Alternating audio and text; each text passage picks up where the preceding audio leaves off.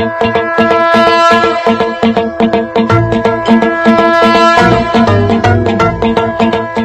हर महादेव, जय भवानी। मैं आपके बीच में एक बार फिर से बरौली बाबा आया हूं और आपके ग्रहों में सबसे ताकतवर ग्रह, पिता के कारक, सरकार के कारक, बॉस के कारक, आपके हड्डियों की मजबूती का कारक, आपके स्वाभिमान का कारक सूर्य जी को लेके आया हूं।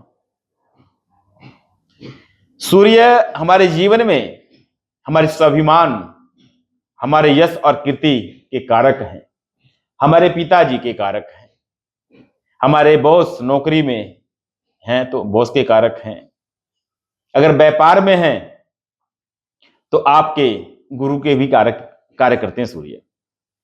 और कुंडली में अगर सूर्य सही है तो आप ध्यान रखिएगा कि आप बहुत ज्यादा मान सम्मान से युक्त होंगे, आपके पिता आपको बहुत स्नेह करेंगे और पिता के द्वारा आपका भाग्य निर्माण किया जाएगा। अगर कुंडली में सूर्य सही है तो आपकी हड्डियां बड़ी मजबूत रहेंगी, आपका चेहरा एकदम बुलंद रहेगा, सूर्य चमकता रहेगा आपके चेहरे पे, प्रभावशाली व्यक्ति रहेंगे, आपको जो देखेगा सबसे पहले पसंद कर लेगा, आपके सब आकर्षित हो जाएगा। अगर आपका सूर्य प्रबल है तो अगर आप व्यापार कर रहे हैं तो बहुत बड़ा व्यापार करेंगे, बड़े बड़े भवन बनाएंगे, आप बिल्डर के कारक भी हो सकते हैं। बड़े बड़े भवन जो बनाते हैं, बड़े बिल्डर बनाते हैं, ये सुंदर सुंदर भवन, उनके सूर्य कहीं ना कहीं बहुत अच्छी स्थिति में बैठे होते हैं। या सरकार में से बड़ा लाभ जो लेते हैं, जो बड़े बड़े ठेके लेते हैं सरकार से, वो समझ लेना सूर्य उनका बड़ा प्रबल है। और अधिकारी में प्रशासनिक अधिकारी हैं तो समझ लेना जो अच्छे ऑफिसर हैं, जो प्रभावशाली ऑफिसर हैं, जो रौबदार ऑफिसर हैं, समझ लेना उनका सूर्य बहुत अच्छा है। जिन लोगों का फेस, चेहरा एकदम शहद की तरह हो और चमकता हुआ हो, एक अजीब सा नूर, दिव्य नूर उनके शरीर शक्ल से, उनके चेहरे से आए, समझ लेना सूर्य बहुत प्रबल है। अब सूर्य प्रबल की बात बताए, सूर्य अगर खराब हो तो पिता से उनकी नहीं बनेगी, अपने बॉस से नहीं बनेगी, व्यापार भी करेंगे तो छोटे मोटे व्यापार करेंगे, उनकी हड्डियों में कमजोरी आ जाती है, प्रभाव बिल्कुल खत्म हो जाता है, देखने में दीनहीन हो जाते हैं, और समाज में जो पद प्रतिष्ठा मिलना चाहिए, आदर मिलना चाहिए, वो नहीं मिल पाता सूर्य खराब होने से। अपने भवन नहीं बना पाते हैं वो लोग, छोटे छोटे भवनों में, या देखा होगा अपने छोटे छोटे घर बना के जो रहते हैं, उनका सूर्य खराब होने के नाते ये हो जाता है। लोग पसंद नहीं करते हैं, सम्मान नहीं करते हैं, भाव नहीं देते हैं, यह सूर्य खराब होने की स्थिति पे ऐसा हो जाता है। अगर सूर्य 6, 8, 12 में कहीं बैठ जाता है तो समझ लीजिए सूर्य खराब हो गए। और सूर्य की स्थिति खराब होने पे तो 6 में बैठ गए तो रोगों से नाना प्रकार के रोग लग जाते हैं। अगर अष्टम में बैठ गए तो ये समझ लीजिएगा कि इससे मृत्यु का भय अगर है तो सूर्य के कारक वस्तुओं से होगा। अगर द्वादश में बैठ गए हैं, अगर कोई अच्छा ग्रह उनको देख नहीं रहा है, अच्छा ग्रह उनके साथ नहीं बैठा है, तो आप बेकार के खर्चे करेंगे, या बंदिश में हो जाएंगे, या आप बीमार रहेंगे, हमेशा हॉस्पिटल में ही रहेंगे। तो इसीलिए अपने सूर्य को अगर खराब किसी का है, सही करने के लिए मैं एक उपाय बता देता हूं आप लोगों को, सस्ता उपाय बताता हूं, ध्यान रखिएगा। और इसलिए बताता हूं कि लोग आपको अंधविश्वास और ढोंग करके ठगे ना, इसीलिए बताता हूं।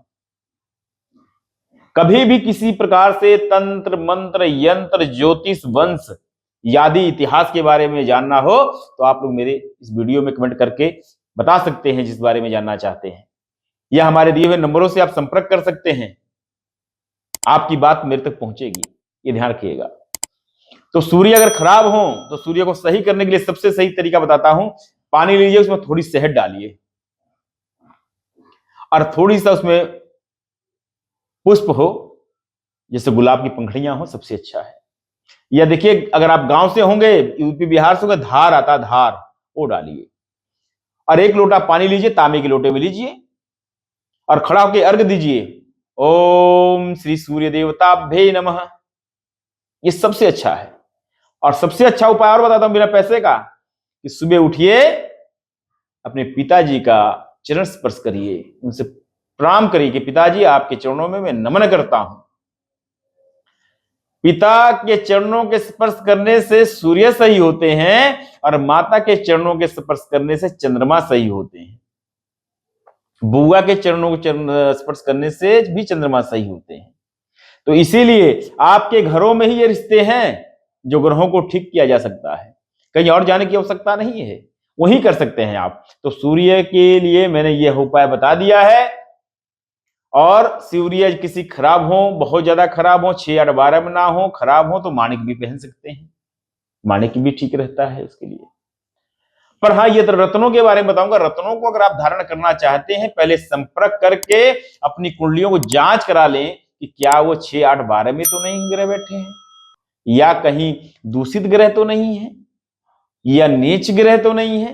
तो उनसे संबंधित रत्न आप धारण कृपया बिल्कुल न मत करिएगा, ये आपको बता देता हूं।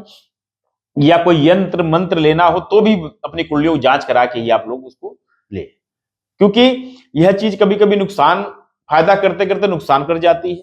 तो इसीलिए इससे सावधान रहें। अपनी मर्जी से धारण मत करना, या बहुत से लोग जाके कहीं पे दुकान से ले लेते, पहन लेते हैं, वो भी धारण मत करिएगा।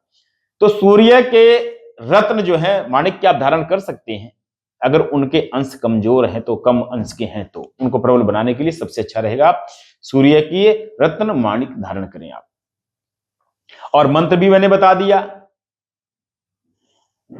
और भी देखिए, सबसे अच्छी बात है, कहीं पे भी आप जाइए जहां पे बहुत बड़े भवन बने होते हैं, उसमें कौन से लोग रहते हैं? अनाथालय। अनाथालय में जाइए आप, गुड़ चना आप रविवार को दान कर सकते हैं, वो भी बहुत उपाय आपके लिए बढ़िया रहेगा।